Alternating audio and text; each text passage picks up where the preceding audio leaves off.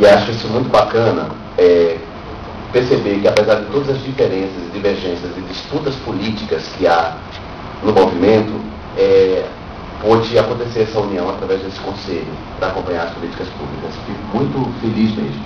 Queria fazer um comunicado a vocês. Ontem, depois do lançamento da frente, nós nos reunimos para fazer uma representação contra o deputado Jair Bolsonaro.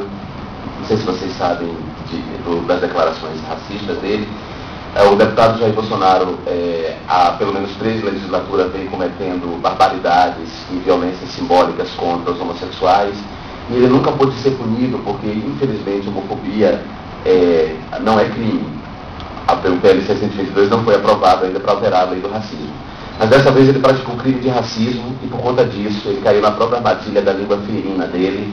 E nós podemos representar contra ele no Ministério Público Federal, representar na Corregedoria da Câmara dos Deputados, na Coordenação de Promoção da Igualdade Racial, aqui na Secretaria de Direitos Humanos e também no partido dele para destituí-lo da Comissão de Direitos Humanos da Câmara, porque uma pessoa dessa que pratica racismo na TV aberta não pode ter um assento na Comissão de Direitos Humanos. Então, só esse primeiro comunicado que eu queria dar para vocês.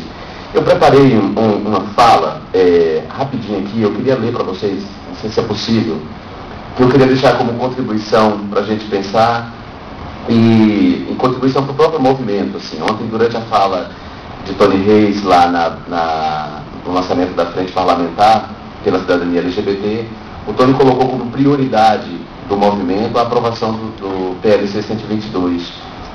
Um pouco antes, lá no meu gabinete, a gente tinha discutido e eu falei para ele que eu achava que essa é a minha avaliação, e eu quero deixar aqui como contribuição para se pensar que o campo de batalha é o PLC 122, mas não deve ser o prioritário. O prioritário deve ser o casamento civil.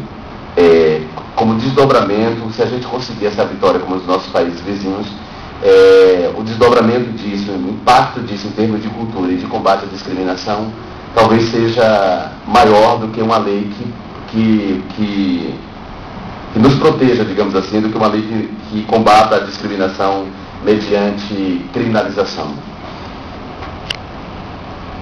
A discriminação na sociedade e a discriminação no direito. A discriminação na sociedade talvez seja inevitável, o que não quer dizer que as manifestações de homofobia em forma de violências físicas e assassinatos não tenham que ser punidos conforme o Código Penal e não tenhamos que nos posicionar contrários a elas. Mas a discriminação no direito é inadmissível. Então, a discriminação na sociedade talvez seja inevitável, a discriminação no direito é inadmissível. Algum tipo de discriminação na sociedade é inevitável e é o preço que se paga por uma sociedade plural e formada por grupos diferentes. Entendo que aqui não estou tomando a palavra discriminação em seu sentido comum, entendido como uma distinção feita mediante violência simbólica e ou real, mas discriminação como distinção mediante afinidades e ou identificações construídas histórica e culturalmente.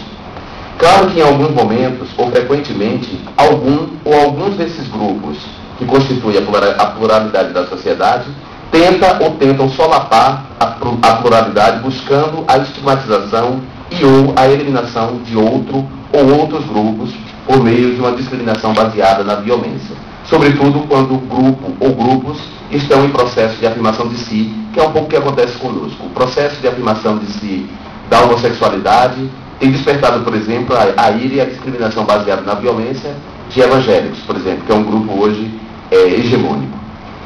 Nesses momentos, o Estado tem o dever não só de reprimir essa violência, como de impedir que essa prática ganhe força de lei. É no campo do direito, portanto, que se deve buscar a igualdade. Com isso, defendemos a um só tempo a igualdade política e jurídica e a ideia da diferença ou da diferenciação. É esta a condição de possibilidade de uma vida democrática.